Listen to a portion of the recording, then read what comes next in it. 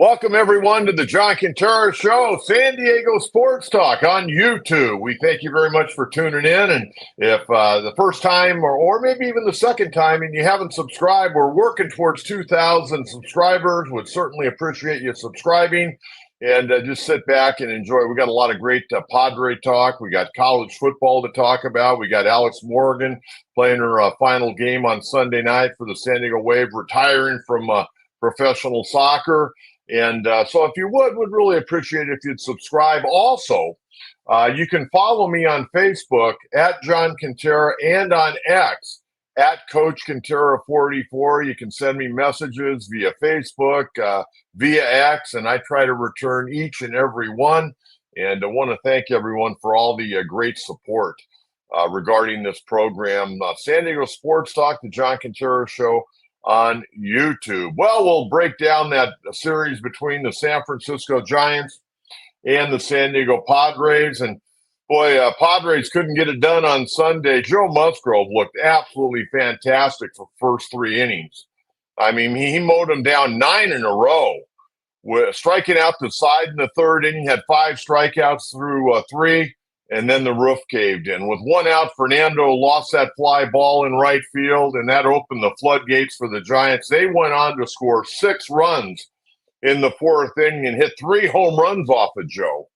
I mean, Joe had been pitching so well, but the Padres tried to come back, and they had their opportunities late, just couldn't quite get it done.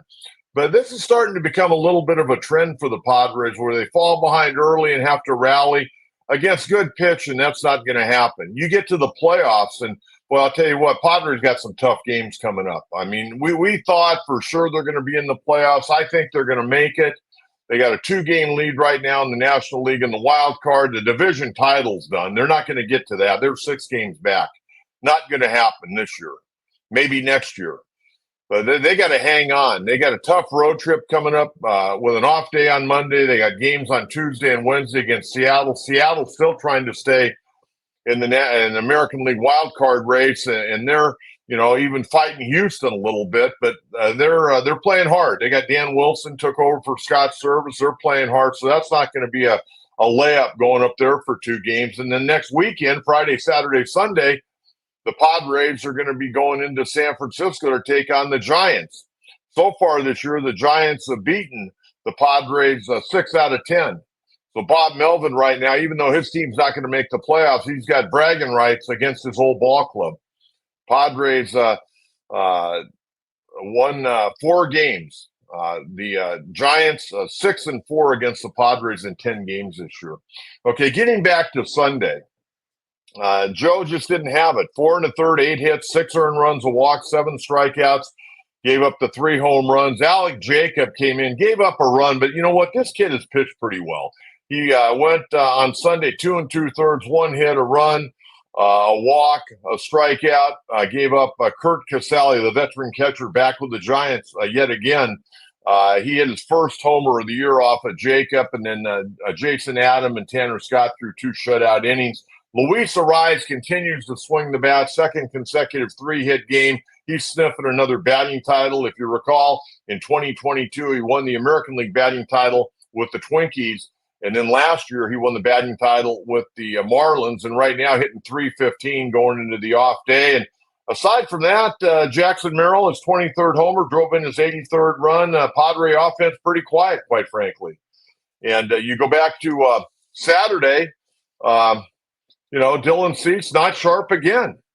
Took the loss. Record now 12-11, a 3.71 ERA, 6 innings, 6 hits, 4 earned runs, 2 walks, 4 strikeouts. Gave up a home run. Rise, as I mentioned, had back-to-back 3-hit games. That night he went 3 for 5 with an RBI. Manny had a couple of hits and an RBI. Fernando had a pinch hit double, didn't start. We're going to talk more about Fernando coming up a little bit later in the podcast this morning. Tyler Wade getting a rare start out in center field for the sore knee Jackson Merrill. He had a couple of hits, one of them being his 3rd double of the year. Jackson Merrill pinch hit, but was 0 for 1. Did start on Sunday.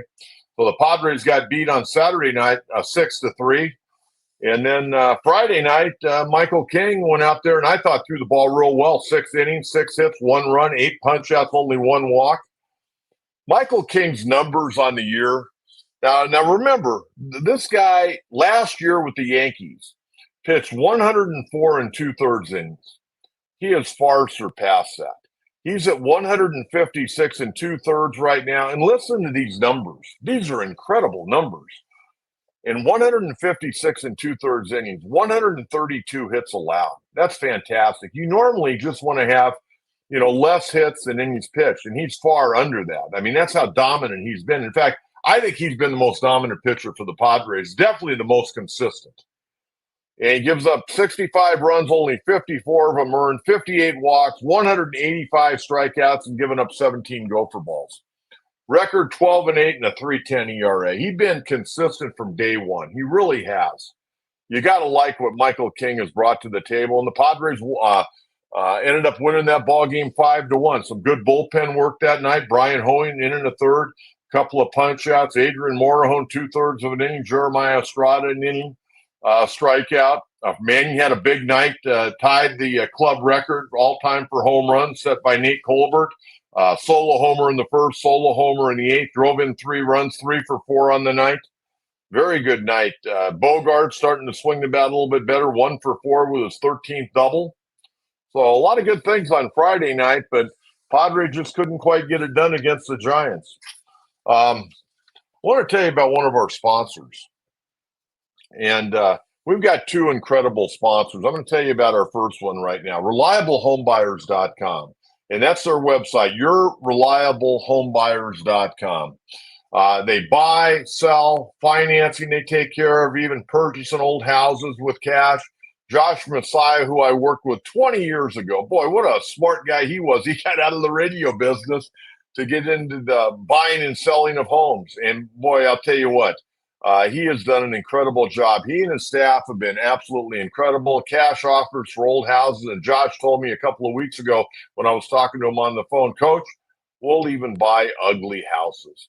So I want you to contact them today. Contact them today, Reliable Homes, today for expert guidance, seamless transactions. Again, you can give them a call, 858-422-4116, or visit them at their website, YourReliableHomebuyers.com. YourReliableHomebuyers.com. And again, if you need to buy a home quickly, maybe your other home isn't ready, you need to buy another home, or you want to buy a second home, or you want to sell a home, so then you can buy another home.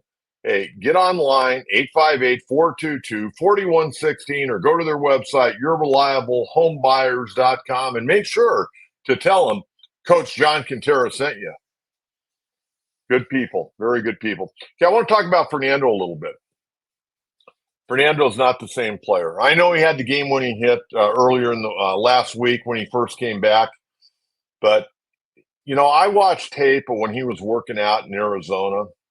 I didn't like the way he was running down the line at all, and I watched him on Sunday, and he's struggling. He says he's at 95%. I'm not buying it. I'm not seeing the explosion out of him that you normally see. Now, he may be able to gut through it and finish the year, but he's just not the same player. And I just wonder what kind of pain he's playing in right now. His numbers are not good. He had the big hit, and he had a pinch hit double on Saturday night, but he's not swinging the bat that well. That right leg, that drive leg, he's dragging it. When you watch him play, he's dragging that leg a little bit with a little bit of a limp. And I don't like that. That could affect his back. It could affect his other legs, his other leg, his knee on his left side. You favor one side, the other side starts taking on too much pressure. You blow out a hamstring or something like that. And I know the Padres are monitoring it, but, from this reporter's opinion, I'm very concerned about him. Not only short-term, but long-term. And I know earlier in the year before he went on the IL for that long, lengthy stay, they said, well, he can't really do any more damage to it. Well, that may be true, but this kid's 25 years of age. He's got a great career ahead of him. Got to get healthy. And you look at his numbers, in 6 games back, he's 5 for 24. with a 208 average.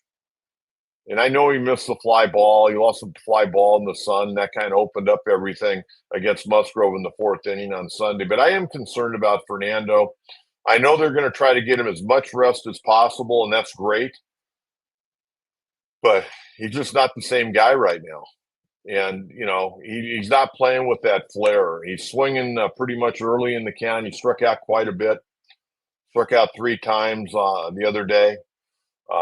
Just it's going to take a while, just to get his timing and rhythm at the plate. But I'm more concerned about his right leg than I am his batting average and what he's doing. He needs to garner some at bats to get that timing and rhythm back. So I'm going to keep my eye on that. The other situation I'm going to keep my eye on, and I said this from the start when Ha-Seong Kim went down. I said the best way to go about this, but you'd be asking a lot of Xander Bogaerts is at this point in time, ask Bogaerts to go back to shortstop. Now, they've been playing Mason McCoy there, and he's done a fine job defensively, but he gives you nothing at the plate. There for a while, he was putting the ball in play. He, was laying down a bunt occasionally, moving runners up, and doing the little things that you like, and that's great. But so far in the month of September, he's 2 for 18. He's hitting 111. You got to that can't be an automatic out. If you're going to have an automatic out, I'd rather them DFA Mason McCoy and activate Nick Ahmed, who they've signed to a minor league contract. Now, the one thing you have to know about Ahmed is he would not be eligible for postseason play because he wasn't with the organization on September 1st. So he wouldn't be eligible, not being on the 40-man roster by September 1st. So Mason McCoy, nice utility guy, no question about it. But I think the Padres, and you saw it on Sunday, they moved Bogaerts over to shortstop, and that's happened before. That happened earlier last week. Now, the way I thought right from the get-go, very simple. You move Bogaerts over to short, you slide Cronenworth to second, and you have Solano play first base. Solano's not having a good month because he's not playing a whole lot. Doesn't have a hit yet in September, but he's only got, 8 at-bats, 0 for 8. He was having a really good year. Or if you wanted to rise to maybe play first base, Solano could DH that day. But I think Solano's a better defender than Arise. So to me, that makes a lot of sense. I have no problem with that. I don't know how you feel about that, but I think that really is their best option, especially come playoff time. Ha-Seong Kim right now is working his way back. He's swinging the bat, but he doesn't have any juice on that throw. And Saturday, Mike Schultz said he didn't want to say he had a setback, but he just doesn't have the power. I mean, when you hurt a shoulder, it's going to take time to get your strength back. And right now, Ha-Seong doesn't have that arm strength to play shortstop. So for me, I would put Bogaerts. I trust Bogaerts. It may take him a while to get completely comfortable. You got to work on your footwork. It's a different throw. Cronenworth, we know, can play second. He's played a lot of second this year when Bogaerts was out. And then you put Solano at first base. That's what I would do. I'd like to hear what you would do on that. And give me your take on Fernando as well. We got our little message board on Facebook, on X, and of course on YouTube. On YouTube, let me know. What do you think about Fernando? Are you seeing the same things that I'm seeing right now? And give me your thoughts on what you do at shortstop. I think I'd go with Bogaerts myself. Okay, let's talk about the Seattle Mariners. This ball club playing with a little more fire since Dan Wilson took over. And anytime a manager gets fired, and Scott Service had been up there, 9 years, overall did a good job. But there were high expectations. Kind of like the Padres in 2023. There were high expectations of the Padres, and they fell flat on their keister. They finished 82 and 80 because they played a soft schedule in the final month of the year. But when they played good teams, down the stretch, they were 4 and 5. But anybody under 500, they went 16 and 2. But the Mariners right now, since Dan Wilson, the former catcher, guy's been doing broadcasting. He's held a lot of different jobs in the Seattle organization. Caught for the Cincinnati Reds, caught for Seattle, good baseball man. And maybe he'd like to be the guy. I don't know. They brought him out in the broadcast booth. But they're playing pretty good baseball. They're 73 and 71 right now. Second place in the AL West. They're 4.5 games back at Houston, 3.5 back in the AL Wildcard. So they're playing for something. And we know we've had problems with Seattle over the years up there. Tomorrow night, Tuesday night, Darvish, 4-3 and a 3.51. I have no idea what the Padres are going to get out of Darvish. It was great that he came back and made that start after being on the restricted list, but he didn't last very long. Can't run a tryout camp now, but you got to get this guy right. Hopefully he can go out and give you a great start now. He's matching up against a pretty good pitcher. Seattle, one thing about Seattle, they got good pitching. And they're going to go with a young right-hander, George Kirby, who's 11-10 with a 3.61. And Kirby, he got some good stuff. Padres are going to be challenged on Tuesday night. And that game will be up there in the Pacific Northwest. You never know what to expect. And then Wednesday, it'll be left-hander Martin Perez, 4-5 and a 4.46. That's overall with Pittsburgh and the Padres. But with the Padres, been fantastic. 7 starts. He's 1-0 with a 2.70 ERA. He'll match up against a young right-hander, Brian Wu. Wu, 7-2 and a 2.36. Padres, they got their work cut out for them. And then after the game on Wednesday, they get another off day on Thursday, and then they go in to take on Bob Melvin and the Giants up in the Bay Area on Friday, Saturday, and Sunday. Not going to be easy. Okay, I want to tell you about our other sponsor, Grangetto's Farm and Garden Supply, serving Escondido, Encinitas, Fallbrook since 1952. They get the job done. Might as well shop where the professionals go, folks. You want everything you need to know to have a great garden, you want to go to Grangetto's. I can tell you that. Expert advice. They dig into your garden projects. They'll troubleshoot with you, your irrigation problem. They'll help you fix it. Your lawn dying, got a lot of brown spots. They'll help you out there as well. Why aren't your citrus trees not producing? Well, they're going to be able to help you that. Why is the bugs eating my flowers? Hey, all that. And with the heat wave we've been having, there's all kinds of problems that Grangetto's can help you with. Grangetto's, fantastic people in the community. They sponsor a lot of different things around San Diego. As a family-owned business, Grangetto has been part of North San Diego County community, again, for over 70 years. I want you to visit their website, grangettos.com today. Make sure to sign up for the newsletter delivered to your inbox twice a month with timely tips and gardening advice. I got my, last Thursday, I got my latest Grangetto's newsletter. And let me tell you, I'm not a green thumb by any stretch of the imagination. But you know what? I'm learning a lot from Kevin Grangetto and his family. And go into any one of the 3 locations. You got Escondido, you got Fallbrook, and you got the one that I go to all the time in Encinitas. Grangetto's, again, go to their website, grangettos.com, and we thank them for their sponsorship of San Diego Sports Talk, the John Kentera Show. Okay, let's take a look at the standings. Padres off day on Monday, pick up the series in Seattle on Tuesday night. National League West, Dodgers, they took 2 out of 3 from the Guardians. They lost on Friday night, and they came back and won on Saturday and won the rubber game on Sunday. The Dodgers, 29 games over 500 right now at 86-57. 6 games up on our Padres that are 81-64. Arizona, they salvaged the game on Sunday, but they had a rough weekend. They are now 80-64, 6.5 games back. And remember, the final 3 games of the season, the Padres will be over there taking on the Arizona Diamondbacks. Padres, their last week is not easy. And I'm going to share the remaining games with you here in a minute. But their final 6 games, 3 in LA against the Dodgers. And let's face it, the Padres have played the Dodgers tough. They've already won the season series against the Dodgers this year. But then the final 3 games on that Friday, Saturday, Sunday are going to be over at Chase Field in Arizona. So the Diamondbacks at 80-64, 6.5 games back. The Giants 71-73, 15.5 games back. And then Colorado at 54-90, 32.5 games back. Yeah, let's take a look at the National League wild card here. And the Padres, they're hanging in there.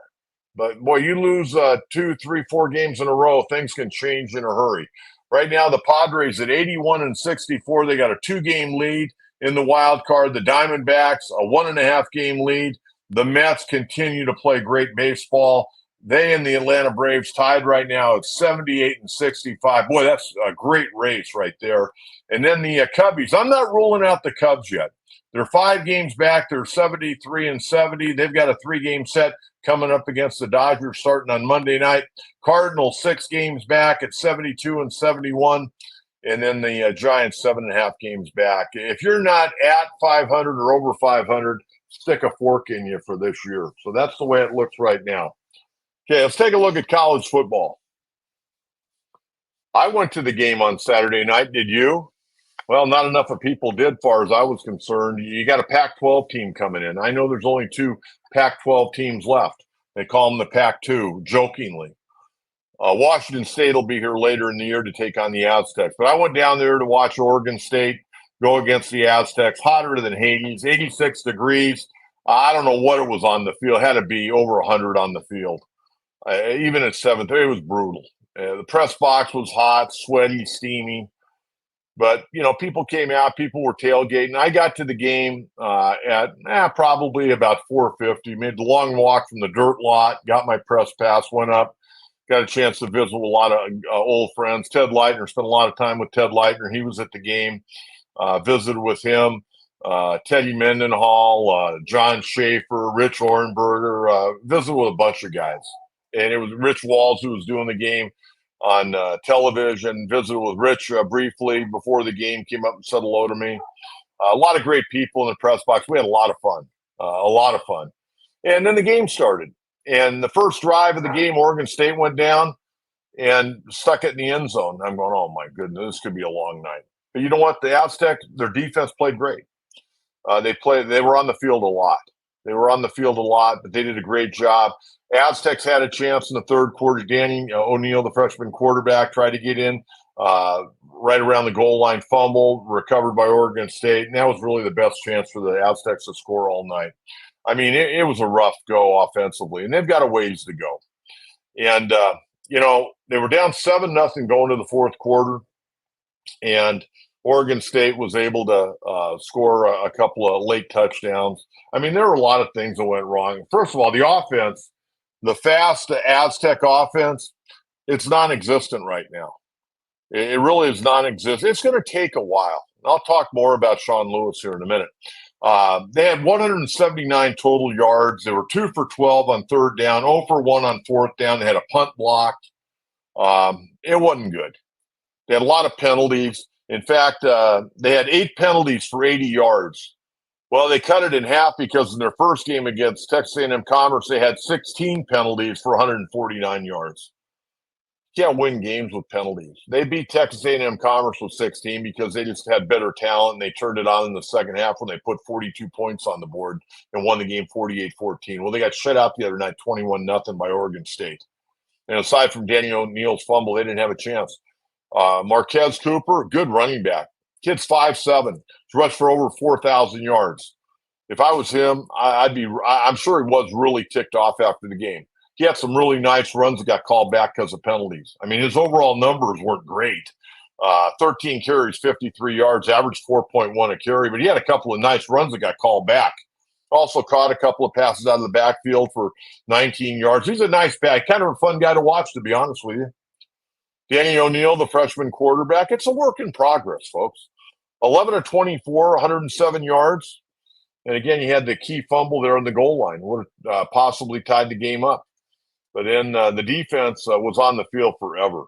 In fact, Oregon State held on to the ball. Check this out.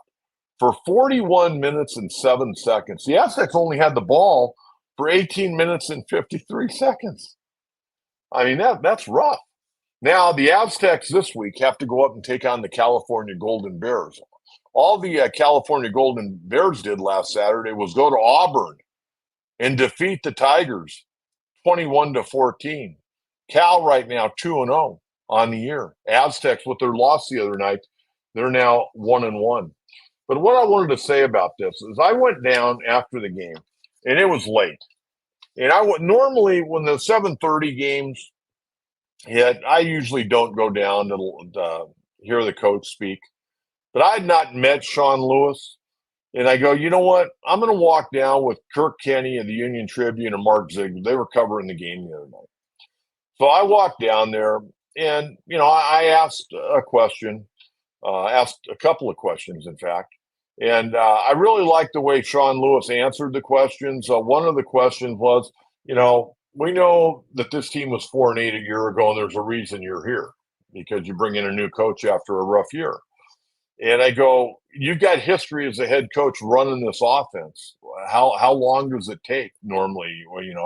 And the answer, which I expected, was, well, hey, everybody's a little bit different, and we're making progress even though it doesn't look like it. And then I asked him a follow up. I go, do you have your whole offense in? He goes, oh yeah, we've got everything in. So it's going to take time. And I read a lot of the message boards regarding the game the other night, and it was ugly. And I know when you go out there and you're spending a lot of money, you want instant gratification. And I didn't like driving home after the game with a 21-0 loss. I didn't like that at all. But I also a realist. This program, the last few years, had not recruited very well. And when Sean Lewis came in, now you got the transfer portal. They had 42 players, some good, some bad, some are stars that went for NIL money. You had like 42 players leave the program for a variety of different reasons. And they brought in 48 players. And at some point in time, when you get a job late, you got to get who you can get. And Sean Lewis got some good players. I mean, they got some dudes that can play, but they don't know the system. The defense played their rear ends off the other night. They really did. The offensive line's got some work to do, but the offensive line is something that normally it takes a while to gel and come together, especially when guys haven't played together. They haven't played with this freshman quarterback. This freshman quarterback's played 2 games. You got a lot of new receivers. It's going to take time. It could be an ugly year, folks. It could be a real ugly year for the Aztecs. If they go 6-6, I would be very happy. I mean, their next 2 games, they've got Cal, which is going to be tough, and then I think they got to bye, and then they got to go to Central Michigan. In Central Michigan, you can laugh and scratch. It's not Michigan, but Central Michigan will be tough. They're a good football school, and especially Aztecs having to go on the road.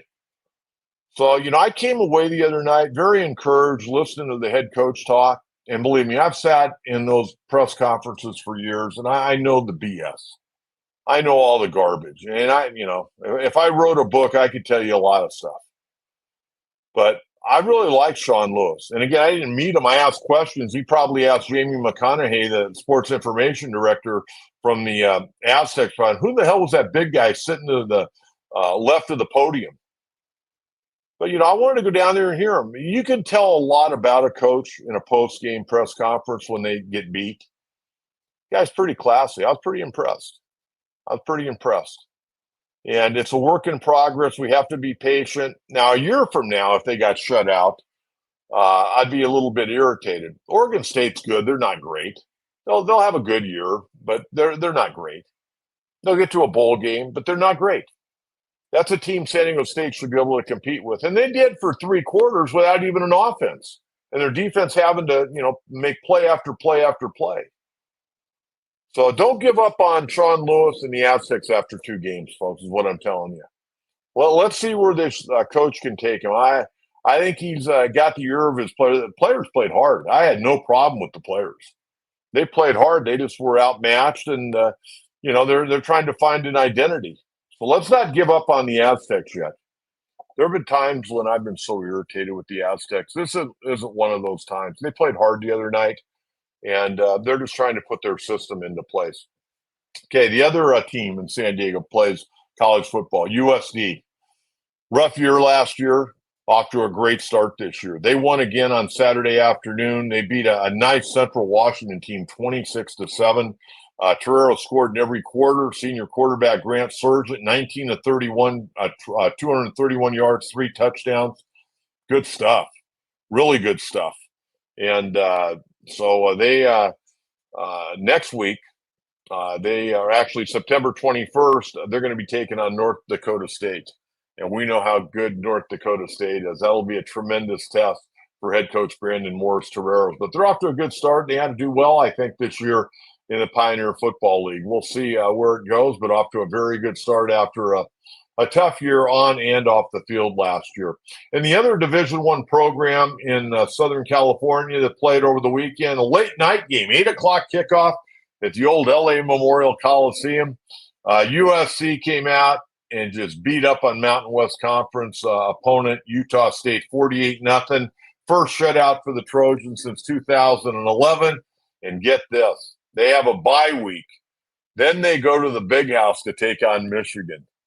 And I'm looking forward to that. I watched that game the other day. Steve Sarkisian, he and the Texas Longhorns went in and knocked Michigan all around the Big House. So I'll look forward to that UFC game coming up in a couple of weeks. Okay. Sunday night, very emotional night. We talked about it on our last podcast on Friday. Alex Morgan was calling it a career. Alex Morgan is a classy young lady, 35 years of age, announced Thursday that she was going to retire from professional soccer. And when you really delve in to her career, she was on the U.S. Women's National Under-20 team for 1 year. Then she got added to the United States Women's National Team in 2010 and was on that team till 2024. 14 years she represented the United States of America on the United States Women's National Team. And prior to that, on the Under-20 national team. What a career. What a career. You know, looking at her numbers and accolades, and we don't have enough time in this podcast to go through all the awards that she's won. But she played in 4 World Cups, won 2 of those World Cups, was an Olympic gold medalist. I mentioned 2008 under-20 women's national team, 10 games, 5 goals. Played in 224 games for the United States Women's National Team, had 123 goals. You know how hard against great competition it is to score goals? She had 123 goals in 224 games. That's amazing. Absolutely amazing. And think about what she did here in San Diego. She played 63 matches for the Wave. Alex won the Golden Boot in 2022, that first year with the Wave. Yeah, she had 15 goals in 17 games. Last year, she helped lead the Wave to the best record in the NWSL. They won the NWSL Shield as the best team in the regular season in the NWSL. And we could go on about all the individual awards. But one of my granddaughters got to go to the game on Sunday night. I know it'll be a great memory. Her dad took her down. They got down there early, walked around, had a great time, watched Alex play. She played about 15 minutes. I was really hoping she had the opportunity at about the 10-minute mark to score on a penalty kick, and it got deflected away. That would have been great, you know, score on a penalty kick and then trot off into the sunset. Well, she played a few more minutes. The Wave scored to tie the score. They eventually got beat by North Carolina Courage 4-1, but they tied the game at 1 apiece. Alex went to center midfield and, took her shoes off. Girls from both teams came around, gave her a hug, and she walked off. And she congratulated all of her teammates, and they gave her a big hug. And then she went to the sidelines, and they got more adulation, hugs, and kisses, and all that. And then after the game, I thought it was really cool. I don't know how many autographs she signed. She couldn't have signed everybody's autograph. And I hope if you're watching this and you were next in line and she didn't sign, don't be mad at her. I was surprised that she went over to the crew after she walked the stadium and waved goodbye. She went over to one section and signed 1 million autographs, posters, jerseys, whatever. It was pretty special. And I got a little emotional because, having been around athletics my entire life, I know what it goes into being that great. And anytime, great players retire, it's a sadness, but you're reflecting on their great career, the memories that you've created watching those athletes, but knowing all the sacrifices. Being an athlete is not easy. I don't care if you're in high school, college, pros, it's not easy. all the sacrifice and the injuries you battle through, and a coach not maybe playing in a position you'd like, or maybe the coach not playing you enough, and you're upset about your playing time. And it was really cool last night to watch that, and it was broadcast over 6 different networks, whether it was on TV or streaming.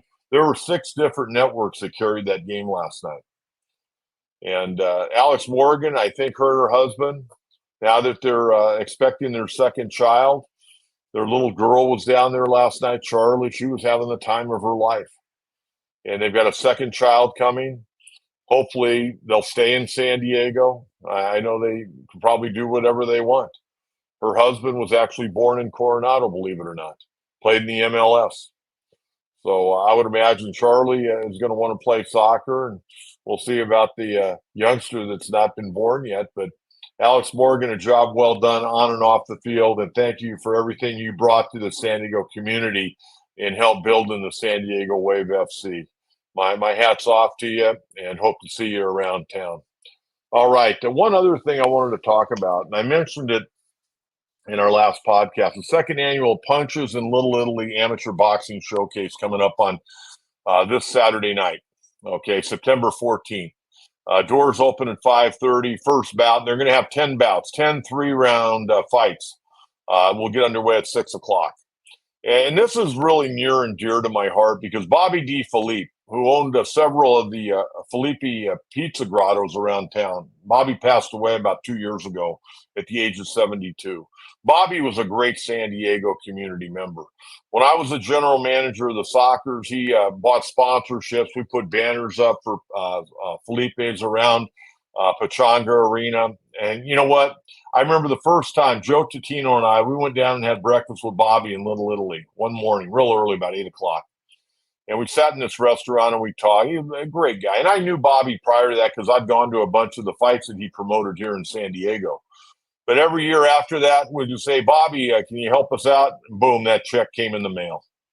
Good San Diego guy, did a lot for boxing, did a lot for kids in this community. And his daughter and the D. Felipe family continuing to do great things. Michelle, his daughter, putting on this event, second straight year. Last year, they raised $40,000 for Washington Elementary School there in Little Italy. And this is a great event. I'm very much looking forward to being a part of it on Saturday night. And to get tickets, you can go to their website, BobbyDE.org, or you can call 619-420-8866. 619-420-8866. Bobby D Foundation. It's nonprofit. It supports the underprivileged students of Washington Elementary School. Last year, again, the event raised $40,000. This year, this event's going to be actually held at Washington Elementary. So again, their website, BobbyDE.org, or you can give them a call at 619-420-8866. All right, Padres off on Monday. They pick up a road series starting on Tuesday night against the Seattle Mariners. 2 games in Seattle on Tuesday and Wednesday, an off day on Thursday. And then they go in and take on Bob Melvin's Giants for 3 games up in the Bay Area over the weekend, Friday, Saturday, and Sunday. Again, I want to remind everyone, if you would, when you're watching, please subscribe to our YouTube channel and follow me on Facebook at John Kentera and on X at Coach Kentera 44. Until next time, have a great day, everyone. Talk to you again real soon. Bye-bye.